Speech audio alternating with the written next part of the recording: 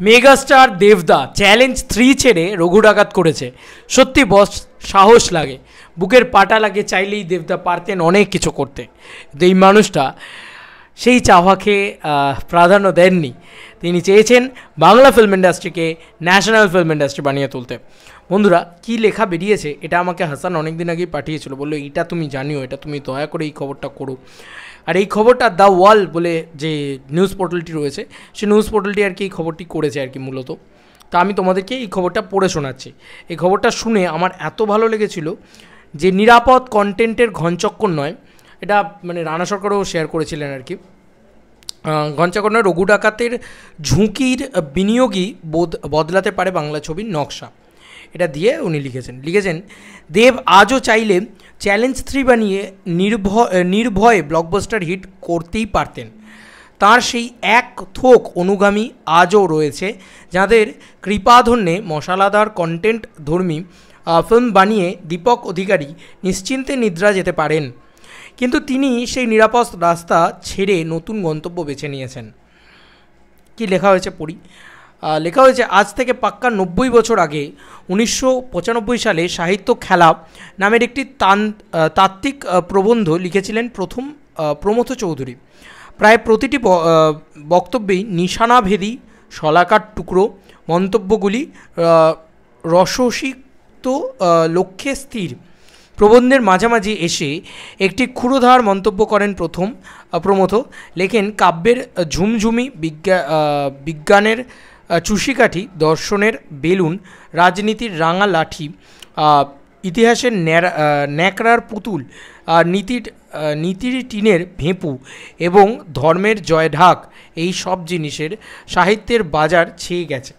সাহিত্য রাজ্যে খেলনা পেয়ে পাঠকের মনস্তুষ্টি হতে পারে, কিন্তু তা গড়ে লেখকের মনোতুষ্টি হতে পারে না। কারণ পাঠক সমাজ যে খেলনা আজ আদর করে, কাল সেটিকে ভেঙে ফেলে। সেই প্রাচ্যই হোক আর পাশ্চাত্যই হোক, কাশিরই হোক আর জার্মানিরই হোক, দুদিন ধরে তা কারোর মনোরঞ্জন করতে পারে না।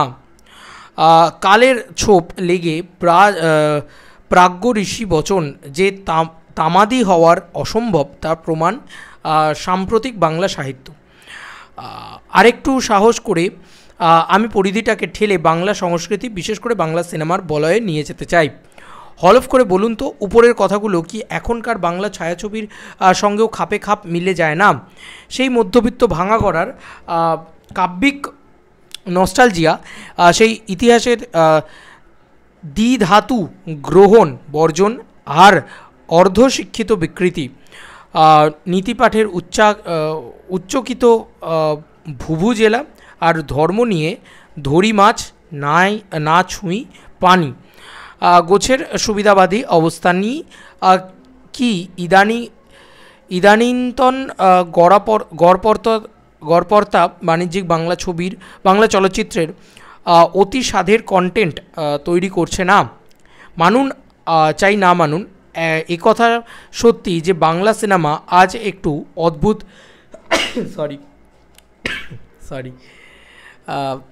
অদ্ভুত টানাপোড়েনে আটকে। বক্স অফিসের সাফল্যের তালিকা খুললে প্রথমেই উঠে আসে সাম্প্রতিক কিছু পারিবারিক আবেগঘন ছবির নাম। বাজেট 1-2 কোটির বেশি নয়, গল্প সংসারের ভাঙা গড়ার, দর্শকও সীমিত এক শ্রেণীর।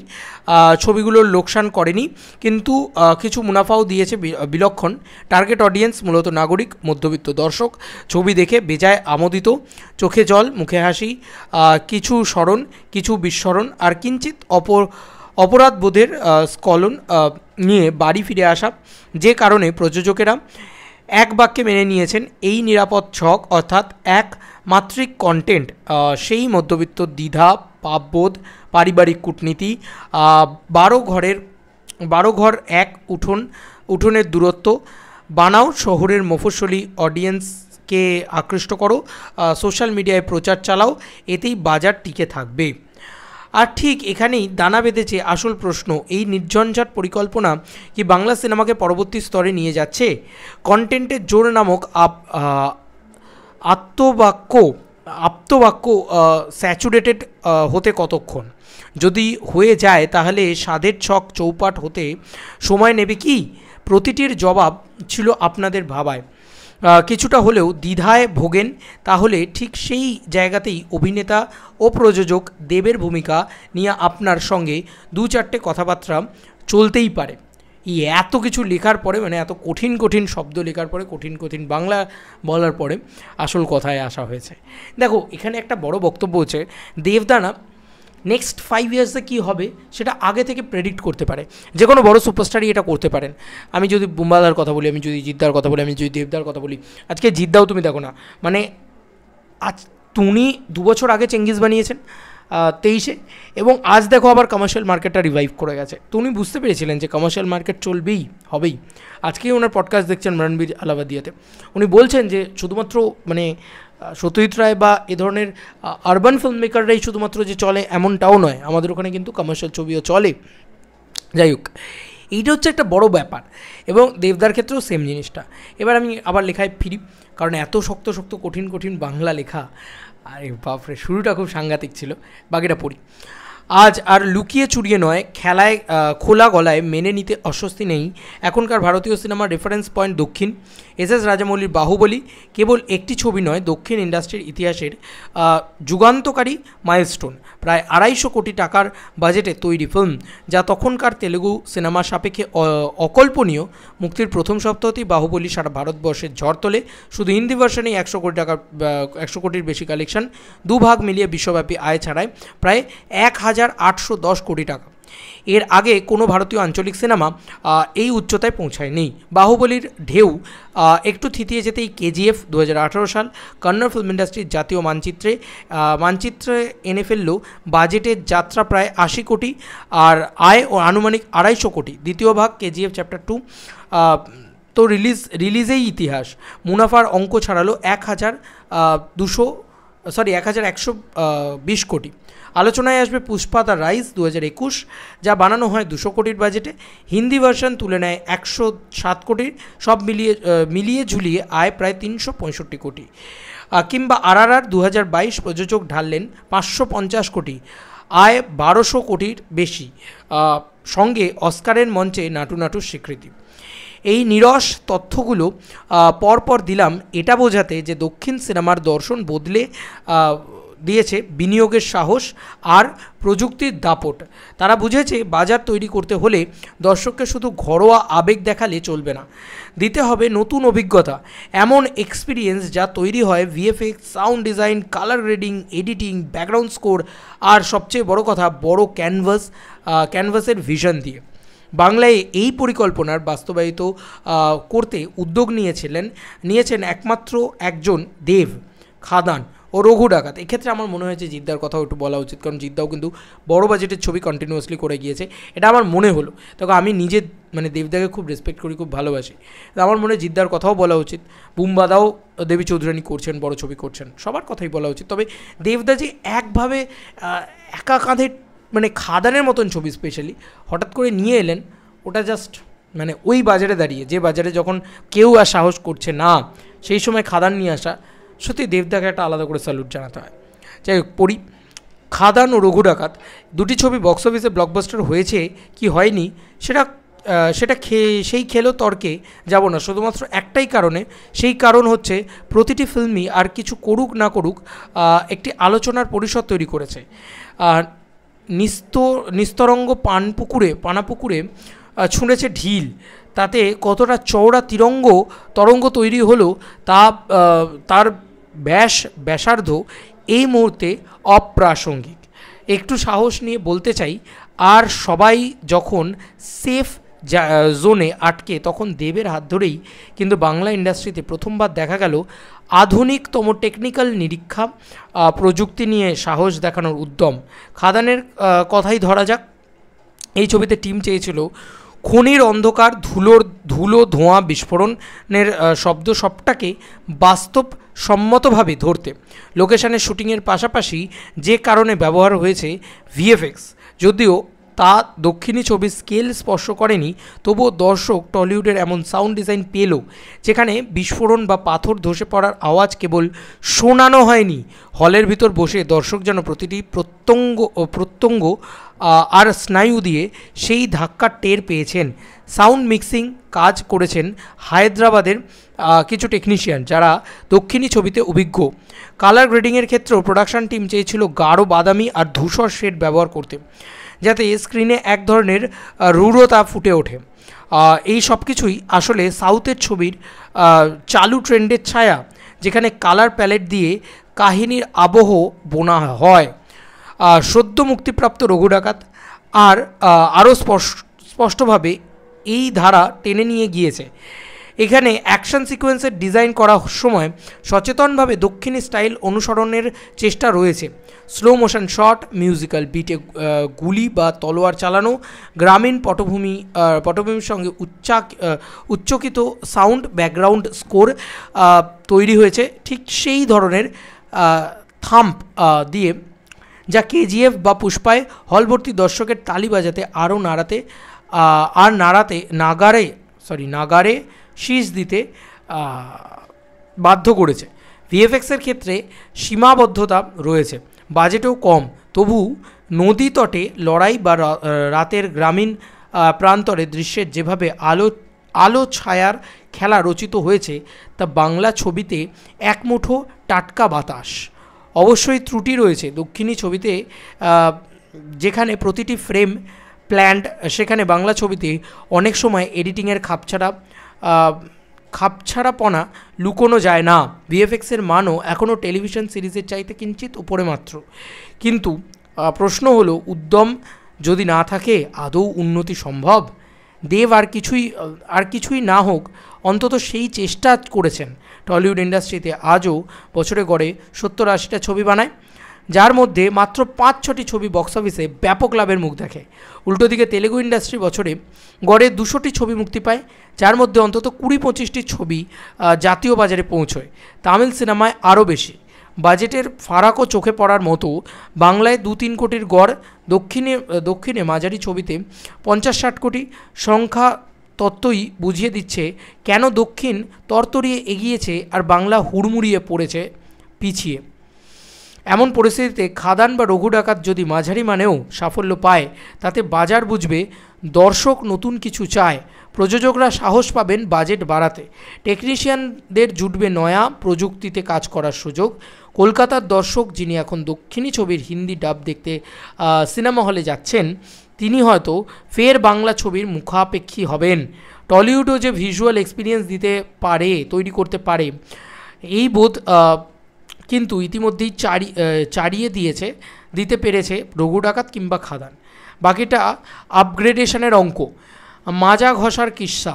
দেবের সমালোচনা অনেক দিক থেকে হতে পারে, মুক্ত চিন্তার পরিসরে সেটাই দস্তুর, কিন্তু তারপরেও অস্বীকার করার উপায় নেই তিনি ছক ভাঙার ঝুঁকি নিয়েছেন। দেব চাইলে আজও চ্যালেঞ্জ 3 বানিয়ে নির্ভয় ব্লকবাস্টার হিট দিতে পারতেন। তার সেই এক থোক অনুরাগী আজও রয়েছে, যাদের কৃপাধন্যে মশলাদার কন্টেন্টধর্মী ফিল্ম বানিয়ে দীপক অধিকারী নিশ্চিন্তে নিদ্রা যেতে পারেন। কিন্তু তিনি সেই নিরাপদ রাস্তা ছেড়ে নতুন গন্তব্য বেছে নিয়েছেন। দক্ষিণী সিনেমার ইতিহাস প্রমাণ করেছে সাহস থাকাটা জরুরি, কারণ এই বুকের পাটাই কালান্তরে ইন্ডাস্ট্রি বদলায়। বাংলা সিনেমা যদি আবারও জাতীয় মানচিত্রে নিজেদের জায়গা করতে চায়, তবে ঝুঁকি নিতেই হবে। বাহুবলী, কেজিএফ বা RRR রাতারাতি তৈরি হয়নি। শুনতে অবাক লাগলেও ছবিগুলি এক দশকের চেষ্টার ফল, যেখানে নির্মাতারা বারবার হেরেছেন, আবার ঘুরে দাঁড়িয়েছেন। বাংলার ক্ষেত্রেও তাই হবে। হয়তো খাদান নিখুঁত নয়, হয়তো রঘু ডাকাত আরও ভালো হতে পারত, কিন্তু উদ্যোগী যে সিংহদুয়ার খোলার আসল চাবিকাঠি। আজকের বাংলা ছায়াছবি স্পষ্টত দুটো সড়কে বেঁকে গিয়েছে। একদিকে ঘরোয়া আবেগ, নিরাপদ বিনিয়োগ, ক্ষুদ্র লাভ, অন্যদিকে বড় ক্যানভাস, প্রযুক্তির দাপট, ঝুঁকি। ইতিহাস সবসময় দ্বিতীয় রাস্তা বেছে নেয়, কারণ দর্শক দীর্ঘমেয়াদে শুধু রোজ নামচা দেখতে হলে যান না, তারা যান অন্যতম অভিজ্ঞতা পেতে। খেলনা দিয়ে বাচ্চাদের ভুলিয়ে রাখা যায়, কিন্তু পরিণত দর্শকদের প্রশ্ন। উত্তরটা সেই প্রায় শতক পুরনো প্রবন্ধ, যার কথা গোড়ায় বলেছি, সেখান থেকেই পুনরুদ্ধৃত করে লেখার ইতি টানছি। পাঠক সমাজ যে খেলনা আজ আদর করে, কাল সেটিকে ভেঙে ফেলে। সেই প্রাচ্যই হোক বা পাশ্চাত্যই হোক, কাশিরই হোক বা আর জার্মানিরই হোক, দুদিন ধরে তা কারো মনোরঞ্জন করতে পারে না। এই হচ্ছে বক্তব্য। তো এই পুরো বিষয়টা পড়ে তোমাদের এই পুরো বিষয়টা পড়লাম কুতিয়ে তুতলে, ঠিক আছে। এত তো আমার ভাষা জ্ঞান নেই, আমি যতটা পারলাম পড়লাম। এবার আমার মন্তব্যটা কি, আমার বক্তব্যটা কি এই পুরো বিষয়টা নিয়ে? দেখো, আমার মনে হয় যে চ্যালেঞ্জ 3, এই চ্যালেঞ্জ ছবিটাও কিন্তু দক্ষিণী ছবি, দক্ষিণী ছবিরই রিমেক আর কি। কিন্তু ব্যাপারটা হচ্ছে যে ওরা এগিয়ে গিয়েছে কারণ ওরা অনবরত বড় ছবি বানানোর চেষ্টা করে গেছে। ওরা এগিয়ে গিয়েছে কারণ ওরা অনবরত চেষ্টা করে গেছে কী করে আমরা প্যান ইন্ডিয়া বড় ক্যানভাস দিতে পারি, যাতে গোটা ভারতবর্ষ আমাদের কথা বলে। আজকে আমরা এগোতে পারিনি কারণ আমরা হয় কারুর না কারুর টুকেছি, আর না হয় আমরা চিরকাল ভেবেছি যে সেফ কী করে খেলা যায়। তো আজকে দেব নিজে প্রজাপতির মতন সাকসেস পেয়েছে, যে দেব আজকে এত ফ্যামিলি দর্শকের ভালোবাসা পেয়েছে, সেই দেব আজকে লড়াই করছে কিসের জন্যে? বাংলা ছবিকে ন্যাশনালি নিয়ে যাওয়ার জন্যে। বাংলা ভাষার ছবি, যে ছবি আজ থেকে 100 বছর আগে একটা সংস্কৃতির জায়গা ছিল, গোটা ভারতবর্ষ আলোচনা করতো যে বাংলায় সবথেকে বেশি ট্যালেন্টেড মানুষজনেরা রয়েছেন, সেই বাংলা আজকে কিন্তু সেই জায়গায় নেই। আজকে বাইরে থেকে অনুরাগ কাশ্যপ এসে বলে দিয়ে যায় বাংলা ভাষার ছবি মানে ঘাটিয়া, ঠিক আছে, এই কথাটা বলে দিয়ে যায়। তার এই উচ্চাকাঙ্ক্ষী কথা, সেটাকে ভেঙে ফেলা, সেটাকে টুকরো টুকরো করে দেওয়া, সেটারই কিন্তু চেষ্টায় দেব নিজের ক্যানভাস বড় করছে, দেব নিজের ছবি বড় করছে, দেব নিজের সিনেমাটাকে বড় কিছু বানানোর চেষ্টা করছে। এটা হচ্ছে সত্যি কথা। সে কিন্তু লড়াই করতে যায়নি, তর্ক করতে যায়নি, সে কিন্তু সেই ঘাটিয়ার উত্তর দিতে যায়নি। সে আজকে, হ্যাঁ এটা তো সত্যি কথা, চ্যালেঞ্জ 3 যদি বানাতো, সে চাইলে সে চ্যালেঞ্জ 3 বানাতো 3 থেকে 4 কোটি টাকায় বানিয়ে ফেলতে পারতো। নস্টালজিয়ার খাতিরে সেই ছবিটা চলেও যেত, দারুণ ব্যবসা করতো। কিন্তু দেব সেটা করেনি। দেব তার ফ্র্যাঞ্চাইজি দিয়ে কিছু করেনি। আজকে দেব হোক বা শাহরুখ খান, এরা ফ্র্যাঞ্চাইজিতে বিশ্বাস করে না। যে কারণেই একটা শাহরুখ খান জওয়ান দেয়, যে কারণেই দেব একটা রঘু ডাকাত দেয়, যে কারণেই দেব একটা খাদান দেয়, শাহরুখ একটা পাঠান দেয়। পাঠানের পরবর্তীতে সেটা একটা ফ্র্যাঞ্চাইজিতে পরিণত হয়েছে। শাহরুখ খান কিন্তু কোনো ফ্র্যাঞ্চাইজির পার্ট নয়, এইটা বুঝতে হবে। তো এইটা হচ্ছে বুঝতে হবে না, এটা একটা ব্যাপার যে আমরা ফ্র্যাঞ্চাইজি করে সেট অডিয়েন্স দিয়ে হিট দিয়ে দেবো, এই যে একটা প্রবণতা, একটা সেকশন অফ দর্শককেই টানবো। দেবের ভূমিকা আজ থেকে 5 বছর বাদে যদি ইতিহাস, ওই যে আমি দেবদাকে একটা কথা বলেছিলাম যে তুমি কীভাবে বক্স অফিসে হিট দিলে এরকম ধরনের কমার্শিয়াল ছবি করে, এর নিয়ে আমরা রীতিমতো পড়াশোনা করতে পারি, লেখাপড়া করার মতন একটা বিষয়। তো এটা কিন্তু সত্যি কথা, আজ থেকে 50 বছর বাদে হয়তো ফিল্ম স্টুডেন্টসরা এটা নিয়ে পড়াশোনা করবে যে বাংলা ইন্ডাস্ট্রি কীভাবে আবার ঘুরে দাঁড়িয়েছিল দেবদার হাত ধরে। কারণ এই মানুষটা বেঙ্গল ট্যুরের মাধ্যমে গোটা বাংলার দর্শককে আবার এক করেছে। যেখানে বাংলা সিনেমা শুধুমাত্র ছিল কলকাতা নির্ভর, সেখানে গোটা বাংলার দর্শক আবার এক হয়েছে, আবার বাংলা সিনেমা দেখার একটা অভ্যেস সেইটা ফিরে এসছে। অবাক করা বিষয়, রানাঘাট হোক বা সেটা কৃষ্ণনগর, হোক সেটা শিলিগুড়ি, হোক সেটা কুচবিহার, হোক সেটা মালদা, হোক সেটা বহরমপুর, হোক সেটা রায়গঞ্জ, হোক সেটা পাঁশকুড়া, হোক সেটা হাওড়া, হোক সেটা বীরভূম, হোক এই যে জায়গাগুলো, এই প্রতিটা জায়গা, হোক সেটা পুরুলিয়া, হোক সেটা দুর্গাপুর, এই প্রত্যেকটা জায়গার মানুষ আবারও বাংলা সিনেমা দেখার চেষ্টা করেছেন। আমরা শুধু এতদিন বলেই গেছি যে বাঙালি বাংলা সিনেমা দেখে না, বাঙালি দর্শকের দোষ, কিন্তু তাদের দর্শককে আমরা দর্শকের মতন ছবি দিইনি। আজকে বাংলার দর্শক প্রমাণ করে দিয়েছে বাংলার দর্শক ডিফারেন্ট কিছু চায়। আজকে যেরকম খাদান চাইছে, 5 বছর বাদে হয়তো আরও নতুন কিছু চাইবে, কিন্তু এই যে খাদান তারা চাইছে, খাদানের বক্স অফিস প্রমাণ করে যে গোটা বাংলার দর্শক দেবের থেকে নতুন কিছু চাইছিল, আর দেব সেটা ডেলিভার করেছে।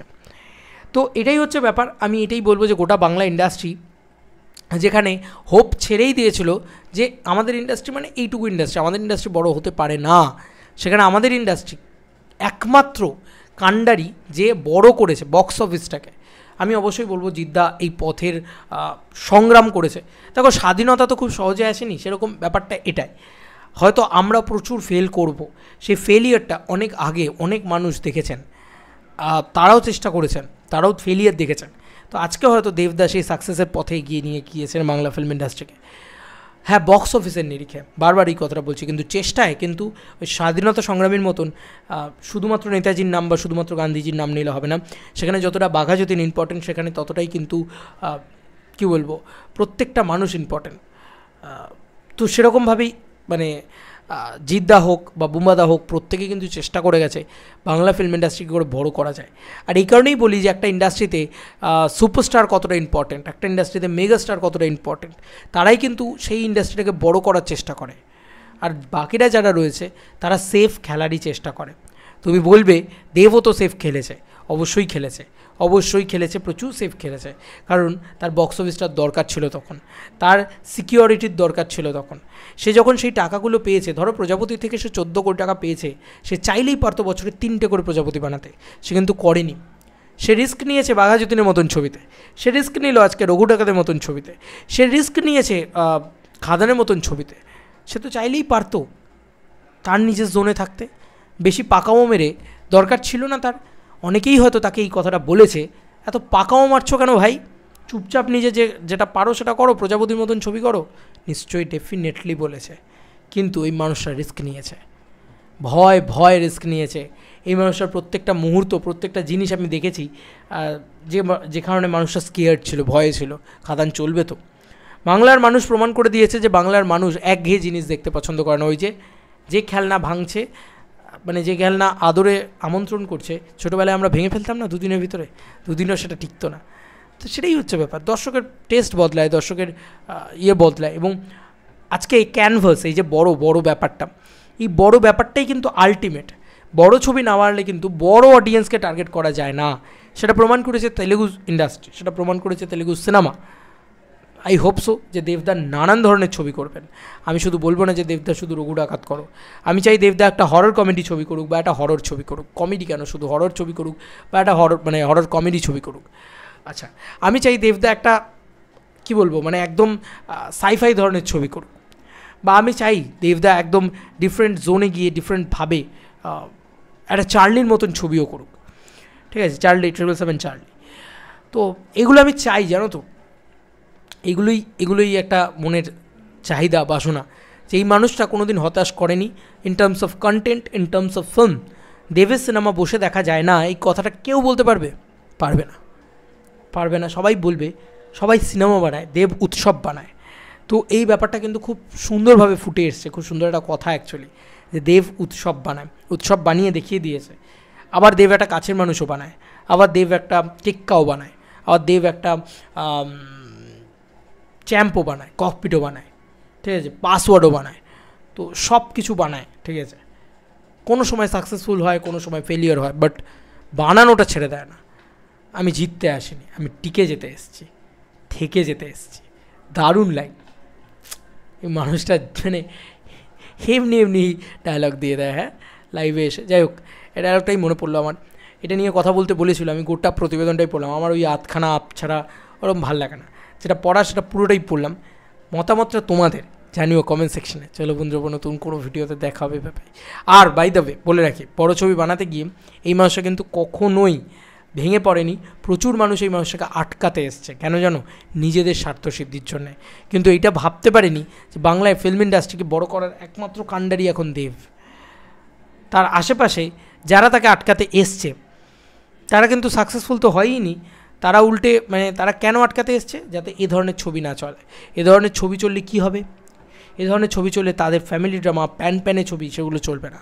দেব কিন্তু প্রজাপতি 2ও করছে, কারণ ভার্সেটাইল অ্যাক্টর না, ভার্সেটাইল সুপারস্টার, ভার্সেটাইল মেগাস্টার বলে। তো যাই হোক, এই ছিল এখনকার মতো ভিডিও। বাই।